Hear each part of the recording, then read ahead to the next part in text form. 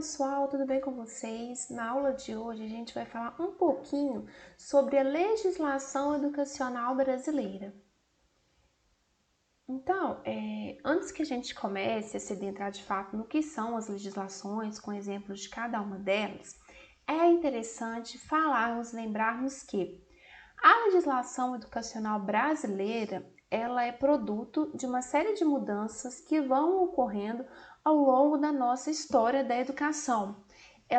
As legislações, elas são influenciadas pelo contexto político, econômico e social no qual elas estão inseridas, e em um estado democrático, tal qual nós vivemos hoje, as leis, elas se originam do legislativo, e essas leis, elas têm um caminho que elas percorrem, dependendo de qual local que ela está dentro da hierarquia, para que ela possa de fato acontecer.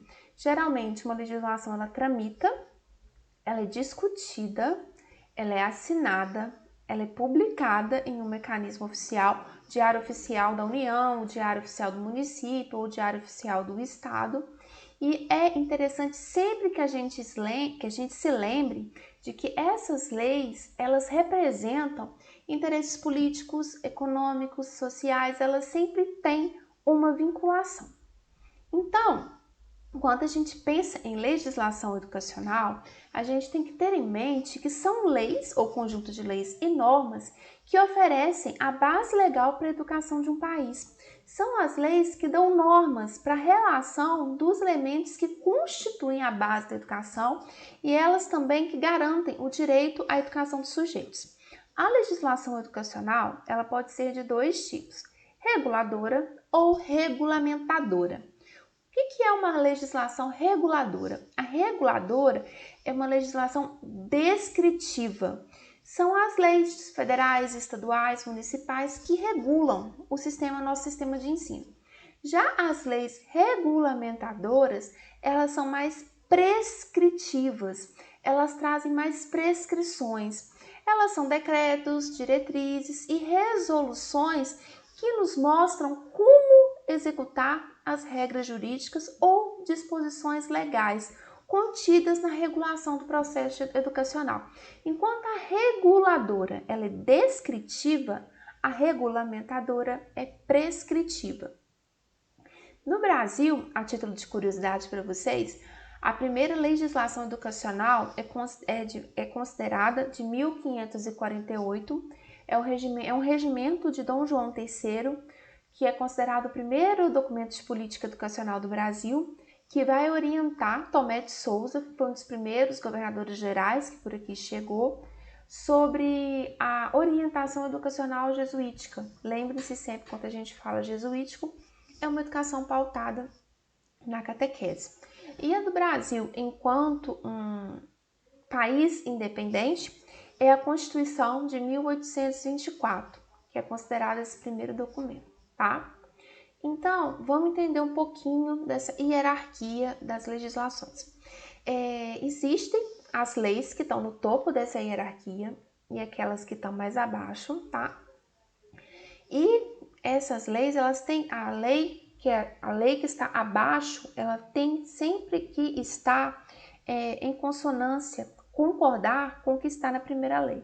No caso, a lei magna que existe no Brasil é a Constituição Federal.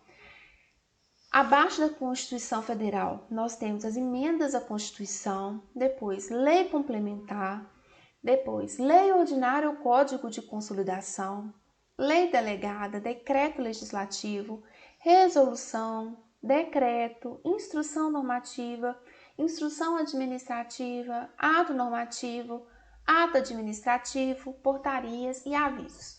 Nós vamos dar um enfoque hoje nas que são principais no âmbito da educação, tá? Se a gente for pegar essas leis que a gente citou anteriormente e tentar organizá-las naquelas que são principais, a primeira e mais importante de todas é a Constituição, acrescido das emendas constitucionais. No segundo plano, logo abaixo, estão as leis complementares, abaixo as medidas provisórias. Abaixo das medidas provisórias, nós temos decretos, resoluções, decretos administrativos, e lá embaixo, atos e portarias, que são atos que fazem com que as leis orientam para a execução das leis. Então, a nossa lei magna é a Constituição Federal. A nossa atual Constituição, que é conhecida como a Constituição Cidadã, ela é de 1988. Ela foi criada e escrita no contexto pós-ditadura militar. E a Constituição Federal, ela é a lei suprema. Ela reúne as leis fundamentais que dão a estruturação do Estado brasileiro e abrange a questão da formação dos poderes, das formas de governo, dos direitos e deveres dos cidadãos. E no Brasil, toda a lei deve estar subordinada e em consonância com o texto da Constituição.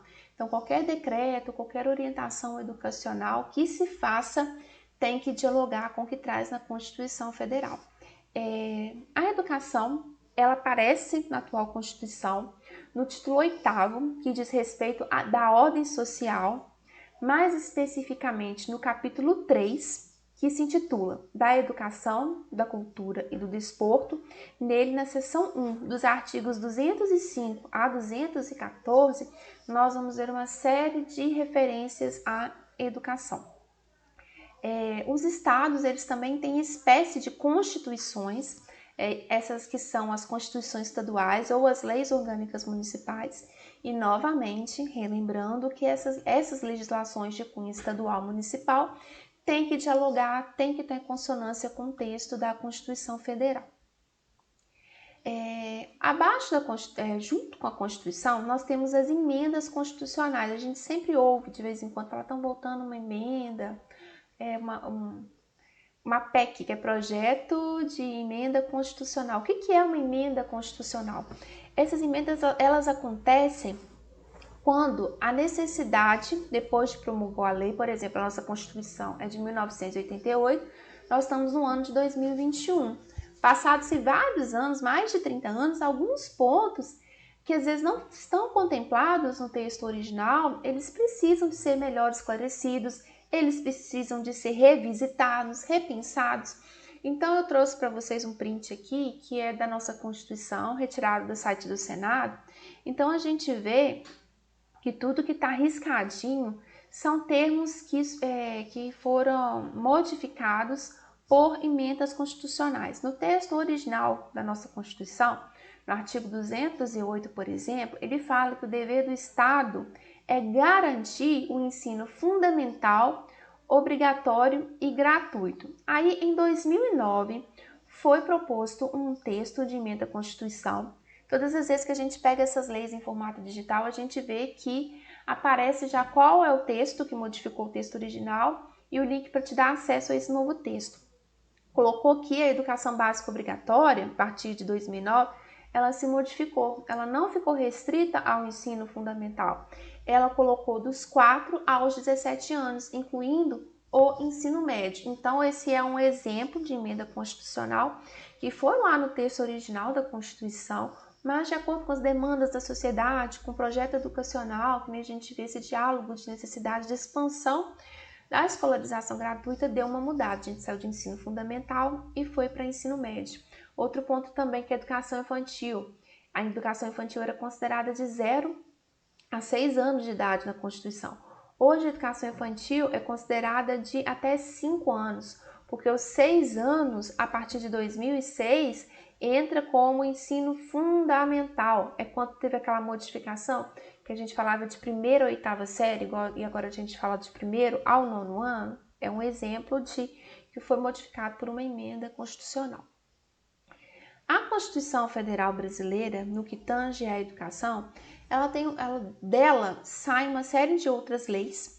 A principal delas é a LDB, nossa atual LDB é de 1996, é a Lei 9394/96.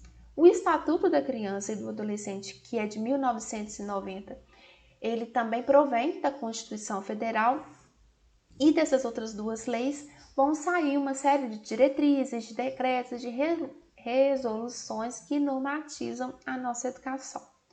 Uma lei complementar, que é o primeiro exemplo que eu quero trazer para discutir com vocês, é uma lei que se deriva da Constituição Federal com o objetivo de complementar, o próprio nome dela já diz, Esse tipo de lei é criado quando há necessidade de regulamentar alguma matéria da Constituição. Ela depende da maioria absoluta de votos na Câmara e no Senado para ela ser aprovada. Um exemplo de lei complementar é a LDB. A gente vê que a nossa Constituição traz uma série de artigos referentes à educação, mas esses artigos sozinhos, eles não dão conta de poder abarcar um assunto tão complexo quanto o funcionamento do sistema de ensino. Então, nós temos a LDB, que ela pega o texto da Constituição e vai trazê-lo de forma mais esmiuçada.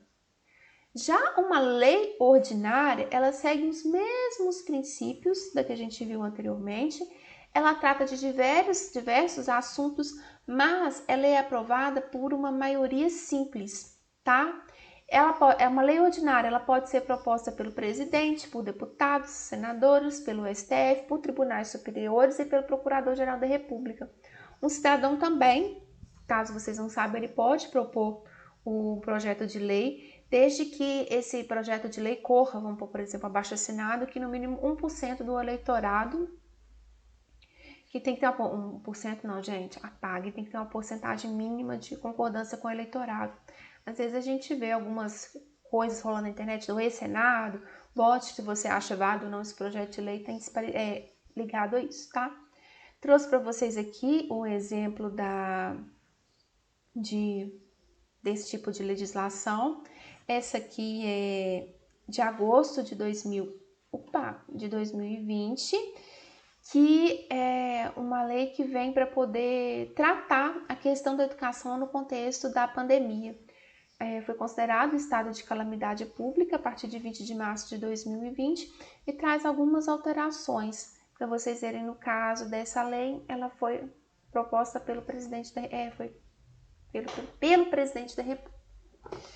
Os decretos, eles são ordens que vêm do Poder Executivo, e decreto é exclusivo de autoridades. O decreto só pode ser emitido ou pelo presidente, ou pelo governador, ou pelo prefeito.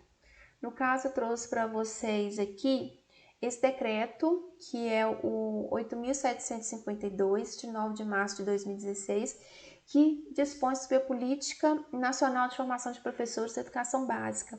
Esse decreto foi assinado pela Dilma enquanto ela era presidente. Um exemplo de decreto da educação, tá? As resoluções, gente, elas são atos do poder administrativos que são assinados, emanados pela autoridade superior, que tem o objetivo de normatizar um assunto de competência específica. Ela não pode causar efeitos externos. Então, eu trouxe para vocês aqui como exemplo essa resolução, que é a resolução número 32 de 2020, de 28 de agosto do ano de 2020, que ela foi feita no âmbito do Conselho Superior, que é o CONSUL do nosso instituto. Aqui vocês têm a explicação do que é. No caso, essa resolução foi que aprovou as regras do ensino remoto emergencial no nosso instituto. É um decreto que só tem validade dentro do IFSU-MG, e vocês podem ver que ao final ele é assinado pelo reitor que estava no exercício no momento, que é o Charles Ocama. Então, a resolução ela é feita no ato do poder administrativo. O cônsul é uma instância administrativa do Instituto, o reitor é o representante administrativo do Instituto, e no caso dessa que eu trago de exemplo para vocês, a validade dela é dentro do IFSU-Sudeste. Nós temos ainda outras possibilidades de legislação no âmbito da educação. A gente tem instruções normativas, atos, portarias. Nesse caso, eles são detalhamentos que amparam a gente sobre formas de como executar, como cobrar, como dispensar serviços, como verificar a aplicação legal ou a execução das obrigações. No caso, para vocês, eu trouxe uma instrução normativa que também é do nosso instituto.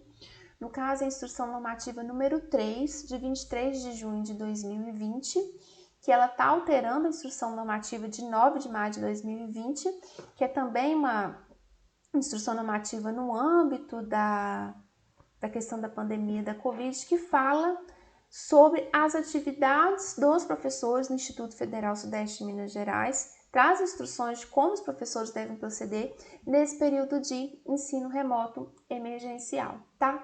Outro exemplo eu trouxe para vocês essa portaria aqui, essa portaria até recente, é de 17 de março de 2021, foi feita essa portaria, é daqui do nosso campus, do campus Muriaé, foi feita pelo diretor Fausto, e ela vem a seguir uma orientação que foi dada pelo governador de Minas Gerais, o Romeu Zema, quando, nessa questão da pandemia, colocou Muriaé, saiu da onda vermelha e foi para a onda roxa, que foi uma onda mais restritiva.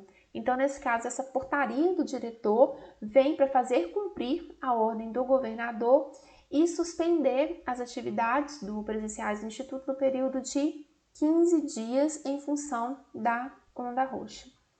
Então, gente, eu acho que na aula de hoje a gente conseguiu ver um pouquinho dos diferentes tipos de legislação que existe. Uma legislação não é apenas a Constituição ou a LDB, ela pode ser de âmbito federal, de âmbito estadual, de âmbito municipal. Essa legislação também ela pode ser do âmbito da instituição. Veja que nós vimos hoje legislações que são tanto do nosso instituto, como no caso de uma legislação aqui do campus Muriaé. E essas legislações, elas existem porque a educação, ela é regulada por leis. Ela tem uma série de normas que precisam ser seguidas. E essas leis, elas exprimem tanto os direitos como os deveres do sujeito, das instituições e do Estado. Essas leis têm uma hierarquia, não adianta nada eu querer propor uma legislação aqui em Muriaé que seja totalmente discordante da Constituição. Elas têm que ir seguindo aquela escadinha sempre e concordando com as que estão acima delas. E no caso da educação, a legislação ela vai pautar orientações curriculares, metodologias de ensino, conteúdo e elas vão impactar diretamente no cotidiano escolar e na prática do professor. Então é isso, gente. Espero que vocês tenham aprendido um pouquinho mais sobre as legislações, tenham visto a amplitude e a gama de legislações educacionais que existem, até mesmo no âmbito da nossa instituição. Em caso de dúvidas, eu estou até à disposição de vocês. Até o nosso próximo encontro.